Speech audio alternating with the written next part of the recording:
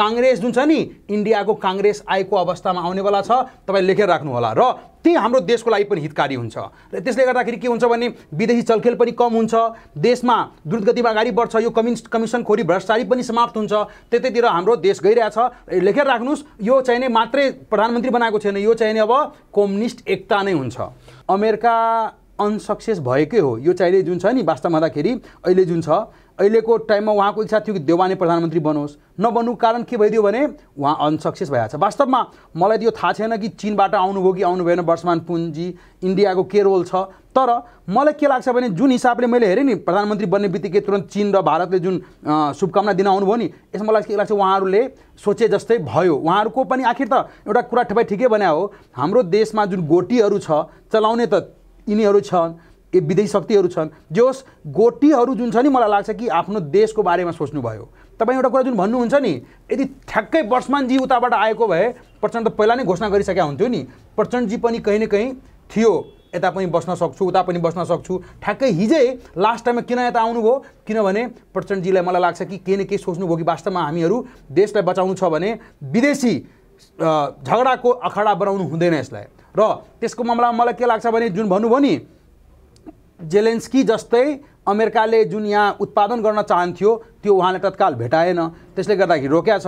अब पोलिटिक्स हो, पछि पनि पाउँछ कि पाउँदैन भन्न सकिँदैन, र जुन भन्नुहुन्छ नि केही छिनपछि आउँछ कि आउँदैन, मलाई के लाग्छ भने हाम्रो नेपाल भारत र चीनको विरुद्धमा कुनै किसिमको एक्टिभिटीमा लाग्नु हुँदैन र त्यो लाग्दैन पनि हाम्रो नेपालले। जसले लाग्छ त्यही चाहिँ देशद्रोही हुन्छ। हामीहरूको जात त कम्युनिस्टै हो नि, आखिर हामी कम्युनिस्ट एक नहुन्जेलसम्म देशलाई विकासै हुँदैन। किनभने तपाईँलाई थाहै छैन काङ्ग्रेसको टाइममा बिना पैसाले केही कामै हुँदैन, त्यहाँ त सबै कमिसनखोरी भ्रष्टाचारीहरूको लाइन लागिसकेको छ। त्यसैले एउटा कुरा बुझ्नुहोस् तपाईँले, जस्तै कि इन्डियाको काङ्ग्रेसको जुन हालत भएको छ नि नेपालको काङ्ग्रेसको पनि त्यही हालत हुने। इन्डियाको कम्युनिस्टको हालत चाहिँ यहाँलाई थाहा छ कि छैन? फेरि अब इन्डियाको कम्युनिस्टको कुरा जुन गर्नुहुन्छ नि, अब त्यो त एउटा त्यहाँ धेरै किसिमको खेलाहरू भयो। त्यहाँ त के छ भने तपाईँले इन्डिया चीनको लडाइँ गरायो होइन, ताकि त्यति बेला कम्युनिस्टहरू त्यहाँ अगाडि नबढोस्, र नेपालको ठाउँ त्यो छैन। तपाईँलाई थाहै छ अस्ति गगन थापाजीले म नै प्रधानमन्त्री क्यान्डिडेट भनेर भनि नै सकेका छ। त्यसले गर्दाखेरि मलाई के लाग्छ भने माधव नेपालजी यदि आफूलाई कम्युनिस्ट मान्नुहुन्छ भने यो एकतामा आउनुपर्छ। उहाँलाई आएन भने बुझ्नुहोस् कि उहाँको भोलि गएर उहाँको आउने जेनेरेसन उहाँ नाम बिर्सिनेवाला छ, उहाँको नाम कहीँ रहँदैन। श्रीमान र श्रीमतीको झगडा परालको आगो झैँ हुन्छ नि, तपाईँ हामीलाई थाहा छ नि। अनि उनीहरूको झगडा आउँदाखेरि कस्तो तनाव हुन्छ, लाग्छ के हुन्छ, हानाहान पनि हुन्छ। भोलि बिहानै गयो भने कसरी मधुर एकै ठाउँ बस्छ, एकै बेडमा बस्छ, कसरी मधुर खाना खान्छ। ठ्याक्कै प्रचण्ड र ओलीको झगडा त्यही हो।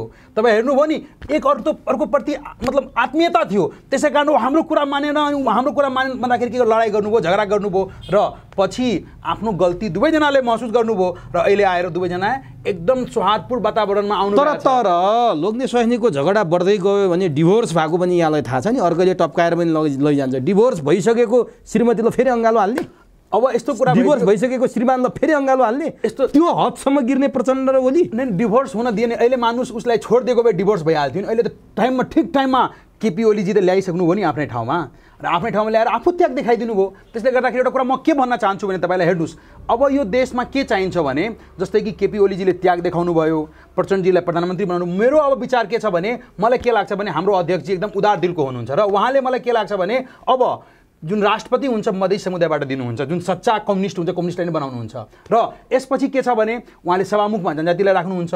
हाम्रो देशमा जनजाति, आदिवासी, मधेसी र आर्य खस तीनजनाकै समीकरण बनाउनलाई मलाई के लाग्छ भने अब चाहिँ नि मधेसी समुदायबाट यदि राष्ट्रपति दियो भने एकदम यो सबैजनालाई एक्सेप्टेबल हुन्छ र एकदम हर्षमय वातावरण हुन्छ। हामी मधेसको मान्छे हुँदाखेरि हामी छाती फुलाएर भन्छौँ, हेर्नुहोस् त तपाईँहरूले भन्दै थियो मधेसी विरोधी हो एमाले चाहिँ नि मधेसीलाई राष्ट्रपति बनाएको छ, हामी छाती फुलाएर सबै ठाउँ भन्छौँ। र मलाई के लाग्छ भने त्यतातिर पनि हाम्रो अध्यक्षजीले सोच्नु भएको होला अथवा सोच्नुहुन्छ होला भन्ने मलाई लाग्छ। कृष्णकुमार गुप्तासँग चुरो कुरोमा हामी संवाद गर्नेछौँ। सबभन्दा पहिले म नेकपा एमालेका युवा नेता एवं मधेस प्रदेश कमिटीका सदस्य कृष्णकुमार गुप्तालाई चुरो कुरोमा स्वागत गर्छु। यहाँलाई चुरो कुरोमा हार्दिक स्वागत छ। नमस्कार, धन्यवाद। यहाँसँग निरन्तर म अन्तर्वार्तामा छु, चुनाव अगाडिदेखि नै नागरिकताको विषयमा पनि कुरा गऱ्यौँ। यहाँले आफ्ना अभिव्यक्तिहरू आफ्नो पार्टीका अभिव्यक्तिहरू राख्दै आउनुभयो, तर नेकपा एमाले चुनाव अगाडि जुन नारा अगाडि सारेको थियो त्यो नाराबाट एमाले च्युत भएको देखियो।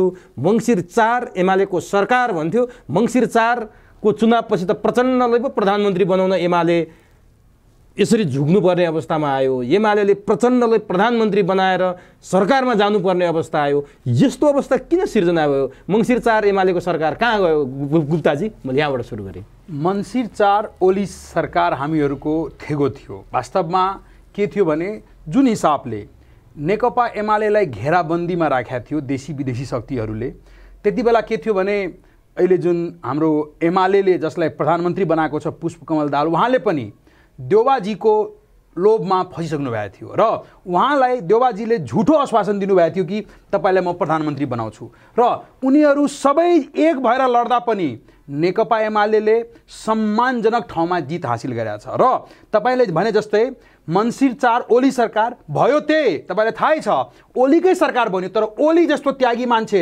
राष्ट्रिय नायक, राष्ट्रिय नेता ओलीले आफ्नो त्याग गरेर आफ्नो ठाउँमा प्रचण्डजीलाई प्रधानमन्त्री बनाइदिनु भएको छ। यसको मतलब के बुझ्नुपर्छ भने मङ्सिर 4 ओली सरकारै भएको हो। ओली सरकारै भएको डमी मात्रै हुन् प्रचण्ड? प्रचण्डले थाहा छ तपाईँलाई, प्रचण्डलाई धोका दिएको कसले हो? देउबाले। उसलाई त ओलीसँग हुँदाखेरि 50वटा सिट थियो, अहिले देउबाजीले आउँदाखेरि कतिवटा सिटमा झारिदियो? 32वटा सिटमा झारिदियो। तर प्रचण्डसँग हुँदा यहाँहरूको सिट चाहिँ कति थियो? प्रचण्डसँग हुँदाखेरि त हामीहरू त 121 सिट थियो त्यति बेला सुरुमा। त एमालेको कति थियो? 121 थियो नि त हामीहरूको। अनि प्रचण्डले छोड्दा कतिमा झर्नुभयो? प्रचण्ड मात्रै कुरा होइन, कुरा के भइदियो भने यो त तपाईँलाई थाहै छ कि जुन हिसाबले केपी शर्मा ओलीले द्रुत गतिमा कामहरू अगाडि बढाएको थियो, अरू सबै नेता तर्सिएको थिए। त्यस्तै गरेर बिना ढेवाको जुन छ हाम्रा पूर्व प्रधानमन्त्रीजी आदरणीय माधव कुमार नेपालजी, उहाँले पार्टी फोर्नुभयो एमाले पार्टी, तर के हैसियतमा आउनुभयो तपाईँलाई थाहा छ नि? उहाँ त राष्ट्र पार्टी पनि बन्न सकेन, थाहा छ नि तपाईँलाई? उहाँभन्दा ठुलो त अहिले सिके राउतको पार्टी भएछ, राष्ट्र पार्टी भएछ। उहाँभन्दा ठुलो त अहिले जसपा भएछ, उहाँभन्दा ठुलो त अहिले राप्रपा भएछ।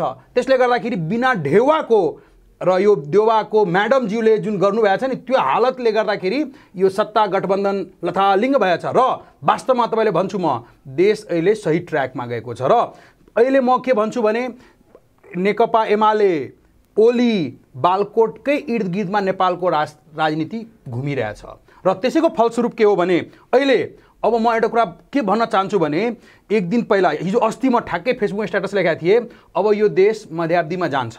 वास्तवमा जुन हिसाबले यो जुन देउबाजीले आफू छोड्ने नमिल्ने, उहाँको मन थियो कि कसैको बहुमत मिल्दैन भने म अब ठुलो दलको हैसियतले प्रधानमन्त्री बन्छु, त्यसको उहाँको सपनालाई जुन चकनाचुर गर्नलाई जुन यहाँ दुवै नेता आदरणीय अध्यक्ष केपी शर्मा ओलीज्यू र पूर्व प्रधानमन्त्री प्रचण्डज्यू, अहिले त प्रधानमन्त्री पनि भइसक्नुभयो, उहाँले मिलेर जुन निर्णय गर्नुभएको छ त्यो ऐतिहासिक निर्णय छ। यहाँले ऐतिहासिक निर्णय भनिरहँदा केपी शर्मा ओलीले प्रचण्डलाई प्रधानमन्त्री बनाउनु भयो, शेरबहादुर देउबाले धोका दे भनेर यहाँले भन्नुभएको छ नि।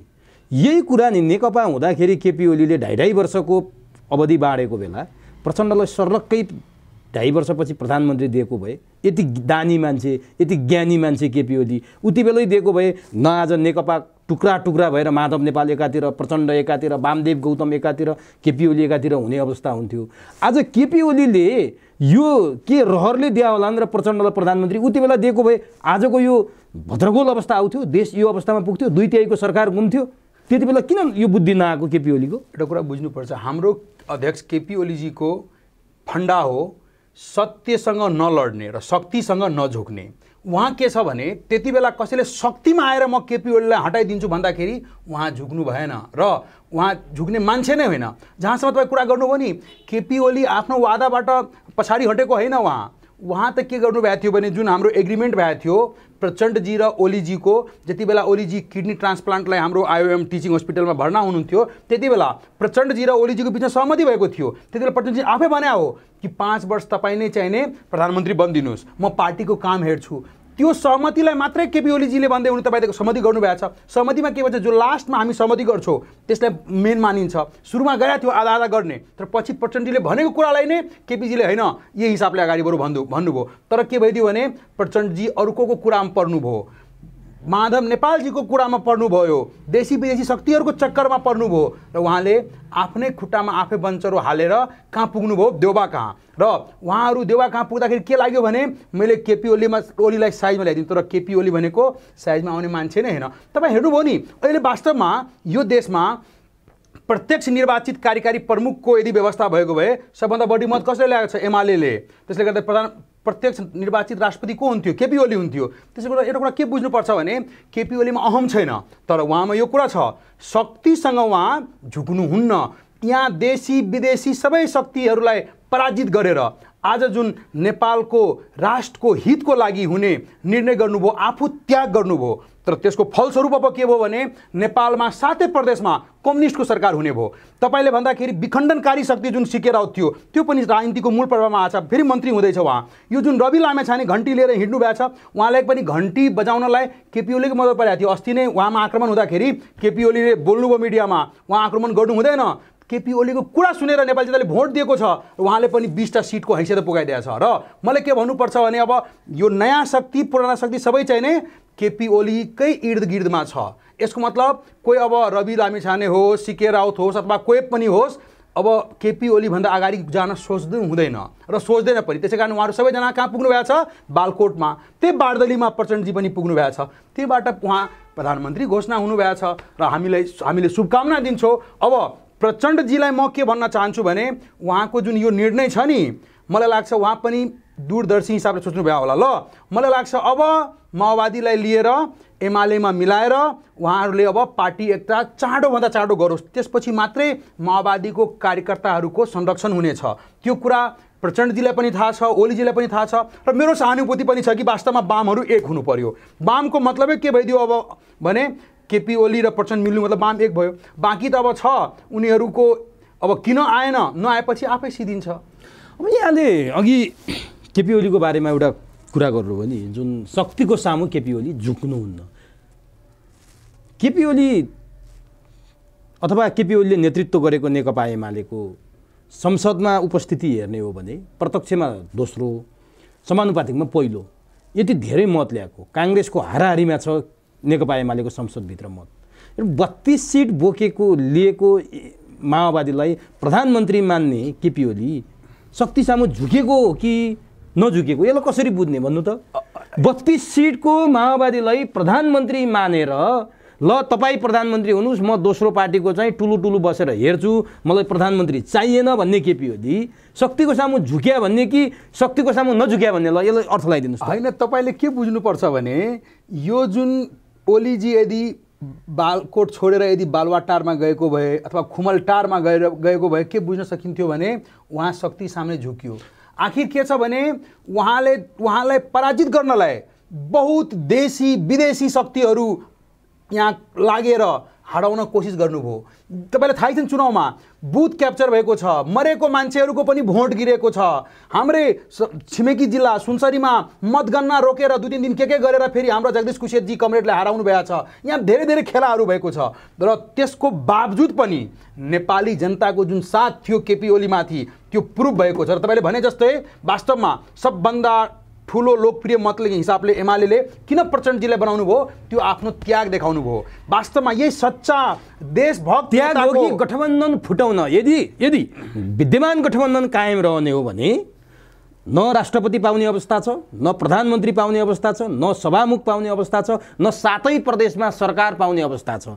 यी सम्पूर्ण कुरा बुझिसकेपछि केपी ओलीले प्रचण्डको सामु लघुतावास देखाएर बाहिर हेर्दा राजनीति बालकोटमा घुम्या जस्तो देखिने, भित्र हेर्दा राष्ट्रपति 5 वर्षका लागि ग्यारेन्टी गर्ने, प्रदेशका सरकारहरूमा नेतृत्व ग्यारेन्टी गर्ने र अहिलेसम्म सरकार बाहिर भएर छटपटेको एमाले बरु प्रधानमन्त्री प्रचण्डलाई मान्देर भए पनि सत्ताको चास्नी चाट्नलाई यो हदसम्म केपी ओली गिरे भन्ने पनि छन् नि। यतातिर चाहिँ नहेर्ने कृष्णजी। कुरा के छ भने उमेशजी, म के भन्न चाहन्छु भने तपाईँलाई केपी ओली भनेको पहिला पनि स्टेटमेन्ट दिएको थियो, हामी प्रतिपक्षमा बस्न तयार थियो। वास्तवमा हामीहरू यदि 5 वर्ष अहिले प्रतिपक्षमा बसेको भए अर्को चुनावमा 2/3 सरकार आउँथ्यो, किनभने हाम्रो पार्टी भनेको क्याडर बेस्ड पार्टी हो।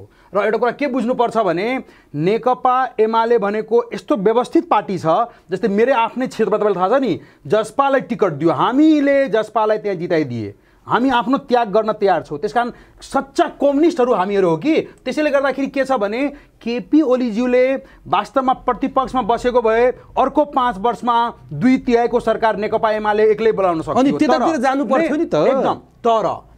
तर कुरा के छ भने जहाँ राष्ट्रको सवाल आउँछ तपाईहरुलाई थाहा छ यो बीचमा वास्तवमा हाम्रो देशको भूगोल यस्तो ठाउँमा छ कि हाम्रो वरिपरिमा लगभगमा 40% जनसङ्ख्या छ। त्यसै कारणले गर्दाखेरि अमेरिकाको पनि चासो सबभन्दा मतलब महत्त्वपूर्ण ठाउँ यता दिएको छ। तपाईलाई थाहा छ नि अमेरिकाको विदेश उपमन्त्री डोनाल्ड ब्लू आउनु भएको छ, कहिलेकाहीँ एमसीसी का प्रमुख फतिमा जोहार आउँछन्, कहिले के आउँछन्, कहिले चाइनिज डेलिगेट्सहरूको भ्रमण हुन्छन्, इन्डियन डेलिगेट्सहरूको भ्रमण हुन्छ।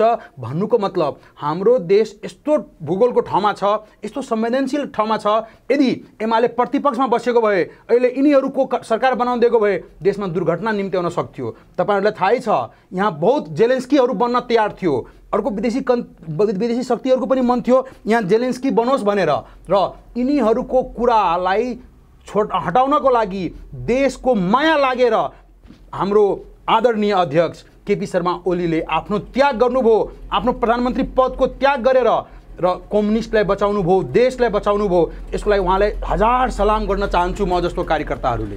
अब यहाँले व्याख्या गरिरहँदा देशमाथिको खतरा रोक्न एमालेको नेतृत्व अथवा केपी ओली सफल हुनुभयो भनेर यहाँले भनिरहँदा यहाँ चाहिँ राजनीतिको एउटा विद्यार्थी, राजनीति गरेर भविष्यमा देश बनाउनको लागि एउटा सपना बोकेर हिँडेको एउटा युवा, सम्भावना बोकेको युवा, लोकतन्त्र छ देशमा, गणतन्त्र छ देशमा, सम्पूर्ण कुरा छ नि। लोकतन्त्रमा अथवा गणतन्त्रमा अथवा प्रजातन्त्रमा ठुलो दल सत्तामा जाने, सबैभन्दा ठुलो पार्टीले नेतृत्व गर्ने यो स्वाभाविक प्रक्रिया हो। सानो पार्टी, अल्पमतमा परेको पार्टी प्रतिपक्षमा हुने यो स्वाभाविक प्रक्रिया हो। तर कस्तो किसिमको राजनीति यहाँहरूले सुरुवात गर्नुभयो कि यसअघि 23 सिट ल्याएका शेरबहादुर देउबा यो मुलुकको प्रधानमन्त्री हुने दुर्भाग्य यो देशले बिहोर्यो। यसपटक 23 को ठ्याक्कै उल्टो 32 सिट ल्याएको पुष्पकमल दाहाल यो मुलुकको प्रधानमन्त्री हुनुपर्ने अवस्था आयो। यस्तो पनि लोकतन्त्र हुन्छ, यस्तो पनि राजनीति हुन्छ। यस्तो अवस्थामा बसेर राजनीति गर्ने यहाँहरूलाई लाज, घिन, अप्ठ्यारो केही लाग्दैन? यस्तो राजनीति गरेर देशलाई कहाँ पुर्याउने यहाँहरूले सोध्नु पर्दैन एकचोटि? हामीहरूको राजनीतिमा श्रद्धा छ, हामीहरूले राजनीतिमा सम्मान गर्छौँ। हामीहरूलाई जुन जनताले मत दिएको थियो भन्दा पहिला चुनावमा त्यो हिसाबले हाम्रो आदरणीय अध्यक्ष प्रधानमन्त्री हुनुभएको थियो। र तपाईँलाई थाहा छ जनताको मतलाई अपहेलना गरेर यहाँ परमादेशबाट सरकार बनाइएको थियो। तपाईँ भने जस्तै हाम्रा जुन पूर्व प्रधानमन्त्री शेरबहादुर देउवाजी जुन 23 सिट मात्रै जित्नु भएको थियो, उहाँ त परमादेशी सरकार हुनुहुन्थ्यो नि। म सुरुदेखि भनिरहेको थिएँ यो परमादेशी सरकारलाई जनताले विश्वास गर्दैन र जनताले फेरि पुनः जिताउँदैन। तर पनि उहाँहरूले आफ्नै नेतृत्वमा चुनाव गराउनु भयो, बहुत हिसाबले खेलाबेला गर्नुभयो, बुथ क्याप्चर गर्नुभयो, मतगणनामा यताउति गर्नुभयो र अन्ततत्व आफू ठुलो पार्टी हुनुभयो। तर एउटा कुरा तपाईँलाई थाहा छ, हिजो अस्तिदेखि नै एउटा सामाजिक सञ्जालमा भाइरल भएको एउटा फोटो थियो कि शेरबहादुर देउवाजीले प्रचण्डजीलाई यस्तो औँली ठाडो पारेर एकदम रिसाए जस्तो देखाइरहनु भएको थियो। मतलब कि उहाँमा तनासा प्रवृत्ति हाबी भइदियो। उहाँले बिर्सिनुभयो कि जस्तै कि हामी त परमादेशबाट बनाएको त्यो थाहा थिएन उहाँलाई, र उहाँले के एउटा मात्रै उहाँहरूको मोटो के थियो भने एमालेलाई साइजमा ल्याउने। तर तपाईँ भने जस्तै लोकप्रिय मतको हिसाबले एमाले नेपालको सबभन्दा ठुलो दल नेपाली जनताले बनाएर पठाउनु भयो। अब टेक्निकल कारणले गर्दाखेरि हाम्रो चाहिँ नै बहुमत पुगेको थिएन। नपुग्दा पनि तपाईँलाई थाहा छ नेपालमा कम्युनिस्टहरूलाई फुटाएर कङ्ग्रेसहरू मात्रै राज गरे हो। र एउटा कुरा के बुझ्नुपर्छ भने त्यही कम्युनिस्टहरूलाई फुटाएर ओली प्रचण्डलाई फुटाएर यसले देउवाले राज गरे हो। तर अब संयोग यस्तो मिल्यो कि अब देउवाजीलाई बहुत महत्त्वाकांक्षी भयो, म्याडमजीको कुरा छोड्न मान्नु भएन, प्रधानमन्त्री पनि नछोड्ने, राष्ट्रपति पनि नछोड्ने। त्यसो भए त प्रचण्डजीलाई पनि सोच्न मजबुर हुनुभयो। अस्ति औँला देखाउनु भएको थियो, फेरि लाग्यो त अब मलाई त जिरोमा पुगाउनु हुन्छ। अनि प्रचण्डजीले सही निर्णय गर्नुभयो र अहिले जुन कम्युनिस्ट एकता भएको छ त्यो नेपालको लागि एकदम उज्जवल दिन आउँदैछ। किनभने कम्युनिस्ट भनेको सच्चा हुन्छ कि हामीहरू त्याग गर्न तयार हुन्छ। त्यसैले केपी ओलीले त्याग गर्नुभयो र अहिले प्रचण्डजीलाई प्रधानमन्त्री बनाउनु भयो। तर देशमा अब 7 प्रदेशमा कम्युनिस्टको सरकारहरू हुँदैछ र यसले गर्दाखेरि के हुन्छ भने अब देशलाई विकास र समृद्धितिर लानको लागि हामीहरूको अब झन्डै 2/3 ल्याउँदा त तपाईँहरूले विकास र समृद्धि दिन सक्नु भएन। भद्रगोल र अस्थिरता बाहेक केही पनि दिनु भएन। पार्टी टुक्रा टुक्रा भए। त्यो विगतको कुरा मैले फेरि यहाँ दृष्टान्त नजिर राखिरहन जरुरी छैन।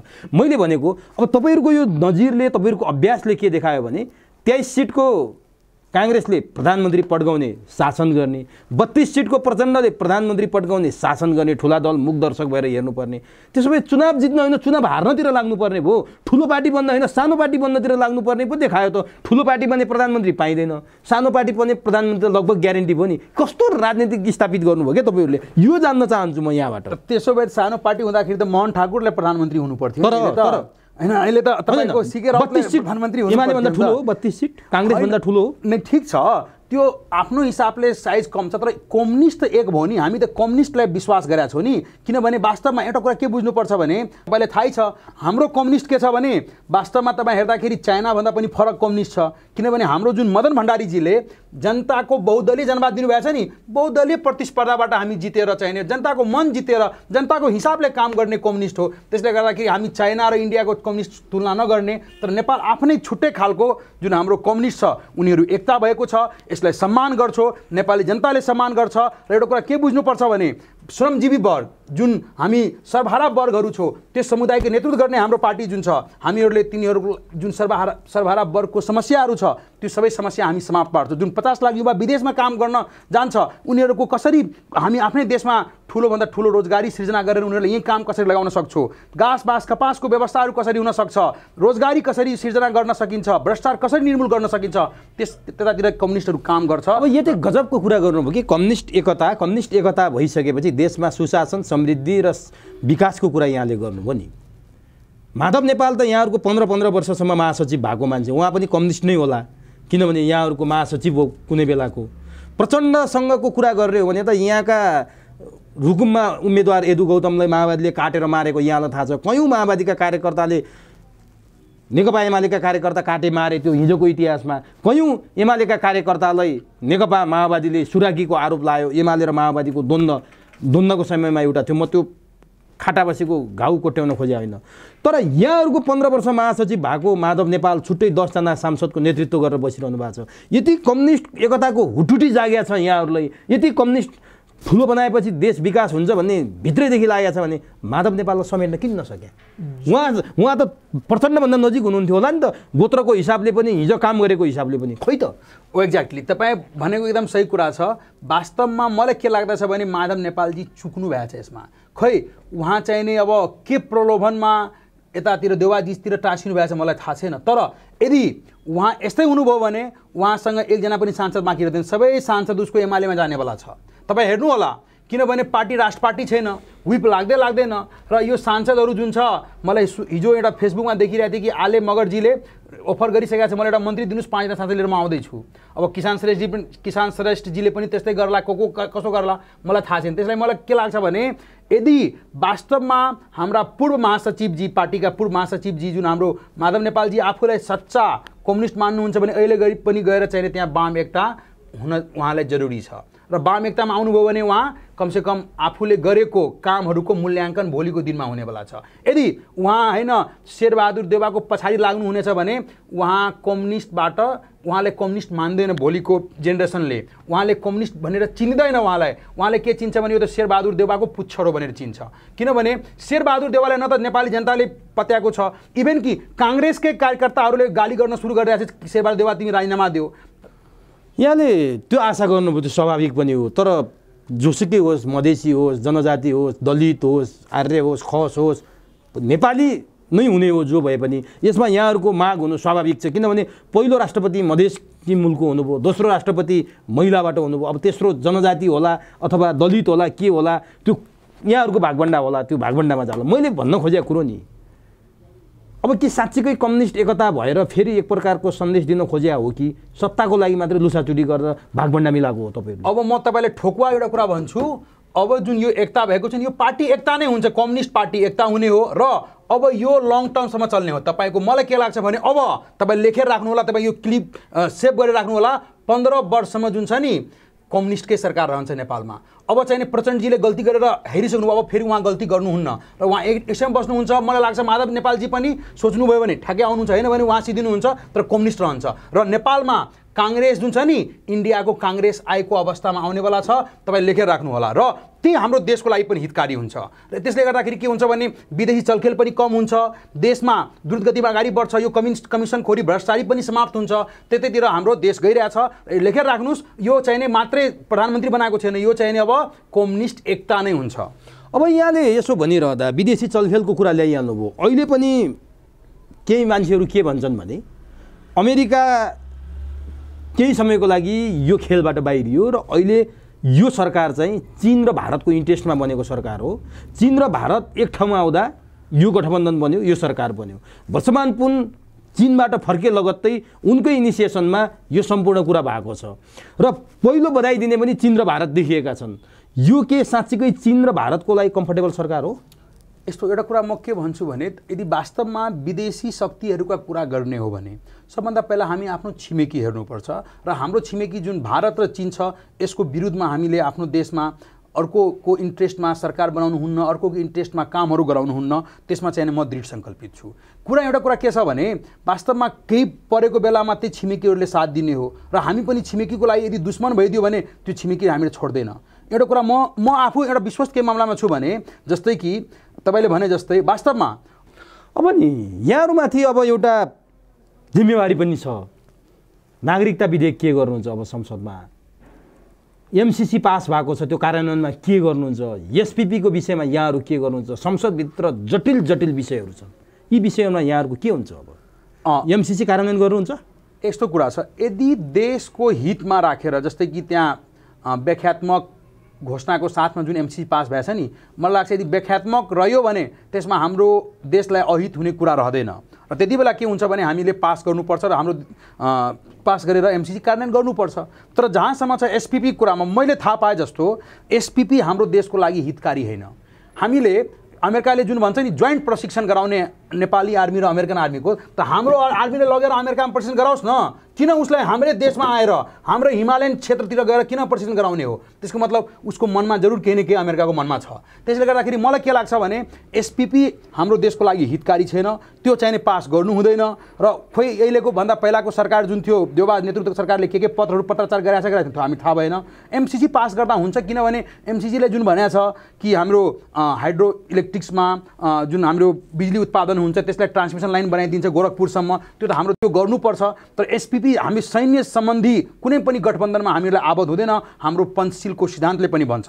र त्यसले गर्दाखेरि हाम्रो देश जुन संवेदनशील ठाउँमा छ त्यसमा हामी कुनै पनि देशको जुन आर्मीसँग एसोसिएट भएर कामहरू गर्नु हुँदैन, एसपीपी हामीले कार्यान्वयन गर्न दिनु हुँदैन। नागरिकता विधेयकको विषयमा के हुन्छ? यहाँ नागरिकता विधेयकमा त म पहिला पनि भनिसकेको छु, राष्ट्रपतिले रोकेर राख्नु भएको छ नि, त्यो के गर्नुहुन्छ? नै यस्तो छ, नागरिकता विधेयक त हामीले पहिला पनि भनिसकेका हो। अब नेपाली जनताको हितमा जुन छ जस्तै जन्मसिद्धहरूको लागि हाम्रो केपी ओलीजी अस्ति जनकपुर गएको बेला भन्छ हामी जन्मसिद्धको लागि तुरन्तै भन्छु एकदम खोलेर सबै कुरा पास गरोस् होइन र। तर जहाँसम्म छ केही न केही प्रावधान त राख्नुपर्छ, त्यसमा म पनि छु।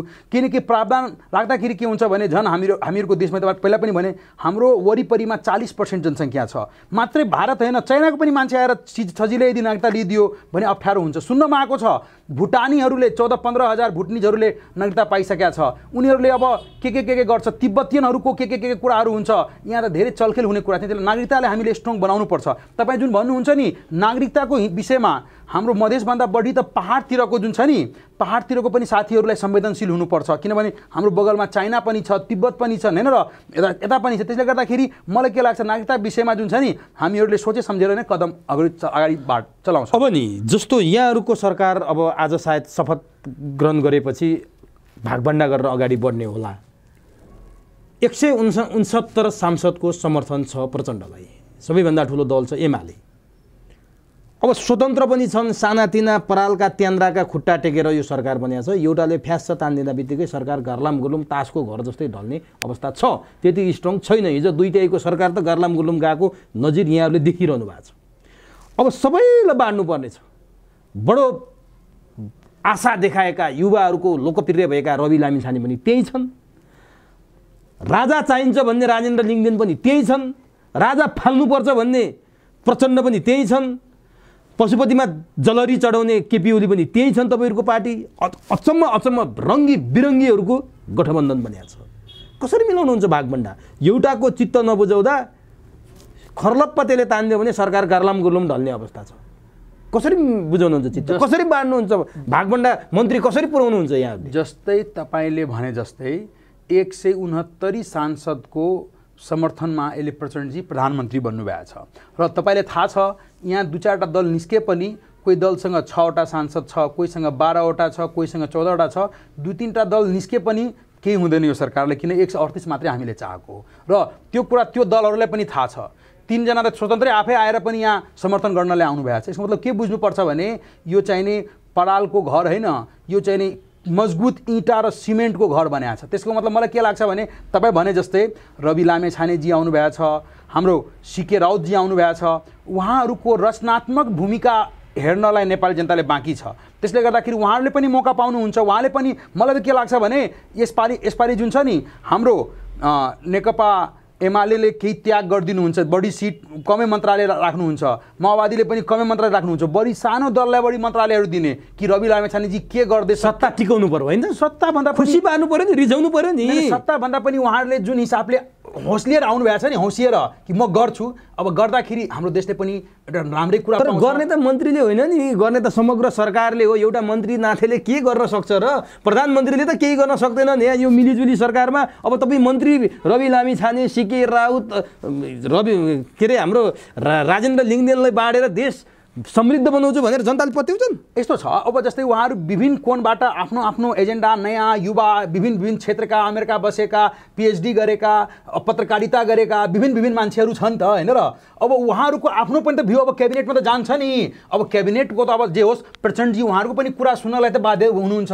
त्यसले त्यो सबले गर्दाखेरि मलाई के लाग्छ भने उहाँहरूलाई बढीभन्दा बढी समावेश गराएर यो चाहिने उहाँहरूको पनि कुराहरूलाई कार्यान्वयन गर्नतर्फ जानुपर्छ। जस्तै कि यो हुँदा एउटा कुरा के हुन्छ भने सबै मान्छेको भरम निस्किन्छ। जस्तै यो चोटि घन्टी बज्यो नि 20 ठाउँमा, होरन बज्यो नि 6 ठाउँमा, त्यो पनि मान्छे अर्को चोटि आउँदाखेरि बुझ्छ कि उनीहरू के गर्न सक्यो, के गर्न सकेन। उनीहरूलाई खुइल्याउने यहाँहरूको उनीहरूलाई जनताको सामु ल्याएर नङ्ग्याउने, अर्को पटक शून्य बनाउने यहाँहरूको रणनीति हो। नै उहाँहरूले जुन गाली गर्नुहुन्थ्यो नि राजनीतिक दलले के गर्दैन, त्यसले गर्दा राजनीतिक दलले कस्तो गर्दो रहेछ भने उहाँले पनि थाहा पाउनुहुन्छ नि। यदि गरिदियो भने राम्रै कुरा हुन्छ, हामीले पनि शिक्षौ नि। तर सैद्धान्तिक हिसाबले नि जस्तो सीके राउतले मधेस इज नट नेपाल भन्छन् भने यहाँले थाहा छ नि त, नेपाली आमालाई के भनेर समेत गाली गरे उनले। राजेन्द्र लिङ्गदेन संहिता खारेज भन्छन्, धर्मनिरपेक्षता खारेज भन्छन्, राज संस्थाको पुनर्स्थापनाको कुरा गर्छन्। प्रचण्ड 21औं शताब्दीको जनवाद भन्छन्। त्यति मात्रै होइन, संसदीय व्यवस्थाको उनी विरोधी हुन्, उनी प्रत्यक्ष कार्यकारी राष्ट्रपति भन्छन्। केपी शर्मा ओली जनताको बहुदलीय जनवाद भन्छन्। यस्ता कुराहरूलाई कसरी फ्युजन बनाउनुहुन्छ कि केही पनि मिल्दैन त यहाँ त। यसैलाई त सही थुङ्गा फुल्का हामी एउटै माला नेपाली, सबै विभिन्न विचारहरू आएर जुन छ यसले हामी एकै ठाउँमा आएको छ नि। चल्छ यो सरकार त मजाले चल्ने हो। सरकार त के राजा ल्याउने हो। नै सीके राउतले त आफ्नो एजेन्डा छोडिसकेको थियो, केपी ओलीले छोड्न लगाएर शान्तिपूर्ण वार्तामा, शान्तिपूर्ण राजनीतिमा ल्याएर अहिले मन्त्री बनाउने ठाउँमा पुगाइदिएको छ। जहाँसम्म कुरा छ राजेन्द्र लिङ्गदेनलाई पनि जिताउनु पर्ने, हामी केपी ओलीले जिताउनु भएको छ। राजेन्द्र लिङ्गदेन गणतन्त्रवादी भएको कि तपाईँहरू राजावादी भएको? उहाँ गणतन्त्रवादी। हाम्रो गणतन्त्र नेपालको के सिस्टम छ, हाम्रो देश गणतन्त्र हो। उहाँ गणतन्त्रलाई मानेर हाम्रो गणतन्त्र व्यवस्थामा आउनुभयो, ठिक छ। उहाँको एउटा आइडियोलोजी छ, आफ्नो राग छ, हामीले मतलब भएन। राजा कसैले ल्याउँछ भने सोच्नु भनेको मरेको मुर्दालाई फेरि जियाउनु भनेको त्यो त असम्भव छ, त्यो हुँदैन पनि, हामी मान्दैन पनि। राजेन्द्र लिङ्गदेनले भन्दिनु न त यो कुरा, उहाँ किन यो मूर्खता गरिरहनु भएको छ? अब मान्नुहोस् न, राजेन्द्र लिङ्गदेनले त्यो भन्छ राजा ल्याउँछु, भोलि गएर फेरि हाम्रो सिगरेट पनि भन्ला मधेस अलग गर्छु, यिनीहरू भन्ने कुरा मात्रै हुन्छ, यो सम्भवै हुँदैन। मधेस भनेको अभिन्न अङ्ग हो नेपालको। देशमा गणतन्त्र आइसकेपछि राजा असम्भव छ, त्यो कसैले पत्याउँदैन। मेरो छोरा एउटा कुरा भन्छु, मेरो छोरा छ 6 क्लासमा पढ्छ कि, मेरो छोरा दुईवटा कुरा प्रश्न मलाई सोधेको छ। के भनेको छ, बुवा मान्छेहरूले यता हेर्छु उता खरबको मन्दिरहरू बनाउँछ अरे हैन, हाम्रो देशमा पनि खूब मन्दिरमा खूब पैसा लगाउँछ अरे, यहाँ वृद्धाश्रम बनाउँदैन, अनाथालय बनाउँदैन, यता मन्दिरहरू खूब बनाउँछ, किन बा? मैले उसको आन्सर दिन सकिरहेको छैन। अर्को उसले मलाई एउटा कुरा के सोधेको थियो भने यो पूजाहरू हुन्छ नि, दुर्गा मातालाई शेरको सवारी हुन्छ। मेरो छोरा सोधेको छ के त्यो शेरको सवारी गर्ने जुन शेर हुन्छ नि, जुन टाइगर छ नि, के त्यो भेजिटेरियन टाइगर हो? अब यस्ता मान्छेहरू जब बुझ्दैन धर्म के हो, अब धर्ममा खरबौँ रुपियाँ खर्च गर्छ, मान्छे खानालाई पैसा छैन, त्यस्ता कुरातिर गएर लाग्यो। म राजा ल्याउँछु भन्छ, राजाले विष्णुको अवतार भन्छु भनेर, त्यो मूर्खता मात्रै हुन्छ। मेरो छोरालाई आजसम्म उसको दिमाग मैले के राखेको छैन, उसको दिमाग ओपन छ, उसले बुझ्छ यो धर्महरू भनेको पनि वास्तवमा किसिमको अफिम हो, यसले बुझ्न सकेको छ। कार्ल मार्क्सको विद्यार्थी म चाहिँ राजनीति शास्त्र बुझेँ, तर छोराको क्वेसन सोच्दा मलाई बडा खुसी लाग्यो हो। तर केपी ओलीले सम्झाउन सक्नु भएन सर, तपाईँले छोराको कुरा सुनेर त खुसी मान्नुभयो। पशुपतिमा जलहरी चराउने केपी ओली, धर्म कर्ममा आस्था राखेर मठ मन्दिरका मठाधीशहरू भेट्ने केपी ओली, उहाँलाई केही भन्नुहुन्न? यहाँ जलहरी त्यहाँ चाहिँ कार्ल मार्क्सको कुरा उहाँलाई थाहा छैन? जहाँसम्म जलहरीको कुरा गर्नुभयो त्यति बेला अब हाम्रो एउटा श्रद्धेय मानिन्छ पशुपतिनाथलाई। अब देशका प्रधानमन्त्री हुँदाखेरि उनीहरूको ट्रस्टहरूको के थियो त्यसमा चढाइदिनु पर्यो भने प्रधानमन्त्री तिवारी नत्र गोतामे होइन त? धर्मको सवालमा, राष्ट्र संस्थाको सवालमा, संहिताको सवालमा, सबै कुरामा तपाईँहरूको राजनीति जनताले प्रश्नसँग बुझेका छन्। तपाईँहरू सत्ताका लागि हो, शक्तिका लागि हो, पदका लागि हो, चाहे देउबा हुन्, चाहे ओली हुन्, चाहे प्रचण्ड हुन् भन्ने जनताले बुझिसके। अब फरक के दिनुहुन्छ त यो सरकारबाट? यो सरकारबाट अब हामीहरूले समृद्धिको यात्रा तयार गर्ने। अब राजनीतिक क्रान्तिहरू सबै कुरा सकियो, अब नयाँ शक्ति भन्नेहरू पनि पुरानै शक्तिमा आएर मिसिनु भयो। अब एउटा कुरा मात्रै देशको एजेन्डा के छ भने देशलाई समृद्ध बनाउनु पर्यो, भ्रष्टाचार निर्मूल गर्नु पर्यो, रोजगारीको सृजना गर्नु पर्यो। त्यो काम गर्नको लागि अहिले मास्टरमाइन्ड केपी ओलीकै हातमा छ सबै कुरा, र केपी ओली आफ्नै हिसाबले जुन अहिले प्रधानमन्त्री बनाउनु भएको छ त्यो प्रधानमन्त्रीले चाहिँ नै यो सबै कुराको कार्यान्वयन गराउनुहुन्छ र हामीले देशलाई समृद्ध देश बनाउनु। अब अन्तिममा छु म, यहाँसँग दुईवटा प्रश्न मात्रै छन् मेरो अन्तिममा, यहाँको समयको पाबन्दी पनि मैले बुझिया छु। एकाएक यो चमत्कार बालकोटको बारदलीमा पुगे भनेर केपी ओलीको विरुद्ध सत्तो सराप गर्ने, केपी ओलीले प्रतिगामी कदम चाले भनेर प्रतिगमनकारी भन्नेहरू नै प्रचण्ड नै केपी ओलीसँग बारदलीमा जाने अवस्था देखियो। 1 घण्टाकै बिचमा यत्रो चमत्कार देखियो। बालुवाटारको बैठकमा भएका प्रचण्ड प्रधानमन्त्री नपाउने भएपछि चुड्कीका भरमा बालकोटमा केपी ओलीसँग देखिए। यो कसरी सम्भव भयो? वास्तवमा यसमा एउटा कुरा के बुझ्यो, यो चमत्कार कसले गर्यो? चमत्कार केपी ओलीले गरे हो। वास्तवमा केपी ओलीले त्याग देखाइदिनु भयो र उहाँले एउटा कम्युनिस्ट आन्दोलनलाई बचाउनलाई, कम्युनिस्ट आन्दोलनप्रति आफ्नो श्रद्धालाई देखाउनलाई उहाँले त्याग गरेर के छ भने प्रचण्डजीलाई प्रधानमन्त्री बनाइदिनु भयो। र ओलीजीलाई रवि लामेछानेले पनि मान्यो, सीके राउतले पनि मान्यो, उपेन्द्र यादवले पनि मान्यो, रायन लिङ्गदेनले पनि मान्यो, र अहिले चाहिँ नि यो चाहिँ नि 169 सांसदको समर्थनमा प्रचण्डजी प्रधानमन्त्री बन्नुभयो। यसको पछाडि के बुझ्नुपर्छ भने केपी ओली मात्रै युवाहरूको बा होइन, यो राजनीतिकै हिसाबले नीतिकै बाउ हो। उहाँ नेपालीको राजनीतिहरूमा अहिले राजनीतिकै बाउ हुन भएर बस्नु भएको छ उहाँले। अनि काङ्ग्रेसको के हालत बनाइदियो तपाईँहरूले? भुइँको टिम नखोज्दा खल्तीको पनि गुमायो, काङ्ग्रेसले केही पनि पाएन, सबैभन्दा ठुलो पार्टी छ।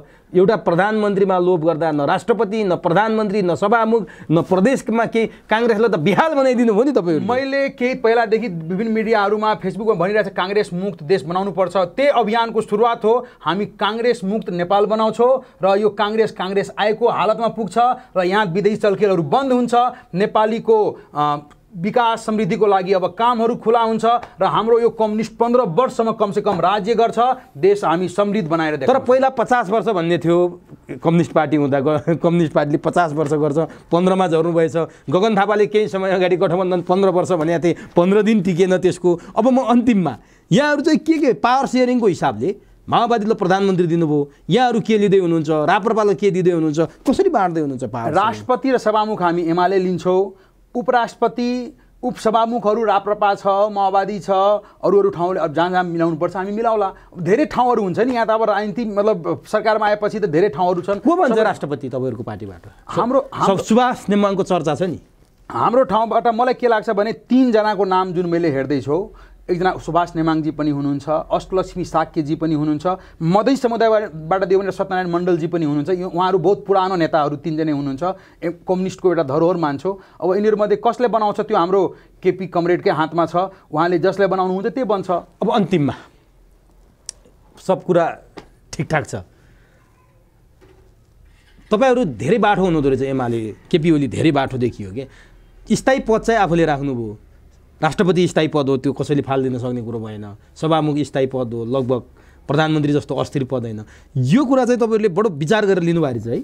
विचार होइन, यस्तो हुन्छ मान्छे जसलाई केही कुराको लोभ हुँदैन त्यो आफ्नै बाटो खोल्दै जान्छ। केपी ओलीले के गरेछ भने के लोभै गरेछ अनि लोभ नगर्ने राष्ट्रपति र सभामुख छोडिदिनुहोस् न त, अरू दलले दिनुहोस्। दल यस्तो छ कि हामी कम्युनिस्ट भनेको एमालेलाई नेपाली जनताले सबभन्दा बढी लोकप्रिय मत दिएर पठाएको छ।